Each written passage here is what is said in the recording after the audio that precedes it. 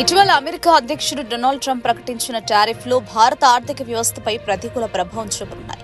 ఈ సందర్భంలో ఏపీ ముఖ్యమంత్రి నారా చంద్రబాబు నాయుడు ముందుకు వచ్చి ట్రంప్తో నేరుగా చర్చించి ఈ నిర్ణయాన్ని మార్చగలిగితే అది ఆయన రాజకీయ ప్రస్థానంలో ఒక పెద్ద విజయంగా నిలుస్తుంది. చంద్రబాబు గారు తన రాజకీయ జీవితంలో పలు సందర్భాల్లో మోడర్న్ ఆలోచనలతో ముందుకు వచ్చిన నేతగా పేరు తెచ్చుకున్నారు. మైక్రోసాఫ్ట్ సీఈఓగా సత్య నాదెళ్ల ఎదుగుదలలో తాను కలిగించిన సహాయం, హైదరాబాద్ ఐటీ హబ్ గా మారడంలో తన పాత్ర, ఈ విషయాలను ఆయన తరచూ గర్వంగా ప్రస్తావిస్తుంటారు.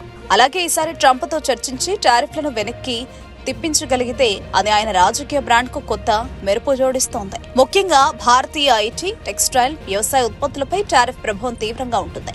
ఈ సమస్యను పరిష్కరించడం ద్వారా భారత్ అమెరికా వాణిజ్య సంబంధాలు మరింత బలపడతాయి. ఇదే సమయంలో చంద్రబాబు గారి చర్చా నైపుణ్యం, అంతర్జాతీయ స్థాయి పరిచయాలు మరోసారి ప్రదర్శించబడతాయి. ఇలా జరిగితే ఆయన మోడీ కంటే గొప్ప లీడర్ అని తన అనుచరులు చెప్పుకునే అవకాశం ఉంది. రాజకీయంగా ఇది ఒక గోల్డెన్ ఛాన్స్ మాత్రమే కాదు, ఆర్థిక పరంగా కూడా రెండు దేశాలకు ప్రయోజనం చేకూర్చే అవకాశం ఉంది. ఇప్పుడు చూడాల్సిందల్లా చంద్రబాబు దమ్ముంటే ఇన్నాళ్లు చెప్పిన కాకమ్మ కథలు నిజమని నిరూపించుకోవాలంటే ట్రంప్తో మాట్లాడి ఇండియా మీద టారిఫ్లను రద్దు చేయాలని వైసీపీ ఫ్యాన్స్ కోరుతున్నారు. బాబుపై సెటైలు వేస్తున్నారు. చంద్రబాబు నాయుడు గారికి ఇది గోల్డెన్ ఛాన్స్. ఏమేం చెప్తారండి చంద్రబాబు నాయుడు గారు? సత్యనాదెళ్లను సీఈఓ చేసింది నేనే అంటాడు. కరోనాకు వ్యాక్సిన్ కనిపెట్టారంటే నా వల్లే అంటారు. ఇటుపక్క సాంకేతిక రంగంలోకి వస్తే సెల్ ఫోన్ను నేనే కనిపెట్టా, కంప్యూటర్ నేనే కనిపెట్టారంటారు. అటుపక్క క్రీడా రంగంలోకి వెళ్తే అసలు పివి సింధు మెడల్ గెలిచిందంటే నా వల్లే అంటాడు. మన భారతదేశానికి వస్తే అసలు నేషనల్ హైవేలు అన్నవి పుట్టిందే నా వల్ల అంటాడు. అబ్దుల్ కలాం గారిని ప్రెసిడెంట్ చేసింది నేనే అంటాడు. ఇంకా మనకు తెలియంది ఏముందండి? సెల్ ఫోన్ నేనే కనిపెట్టా, కంప్యూటర్ నేనే కనిపెట్టా, విజనరీ నేను, నాకు తెలియంది లేనే లేదు, నా అంత తెలివిపడు ప్రపంచంలోనే లేడు అంటారు. ఇప్పుడు డొనాల్డ్ ట్రంప్ మన దేశం పైన 25% టారిఫ్ పెంచుతున్నాను, 50% టారిఫ్ పెంచుతున్నాను అంటున్నాడు కదా. ఇప్పుడు మరి చంద్రబాబు నాయుడుకు గోల్డెన్ ఛాన్స్ అవునా కాదా అండి?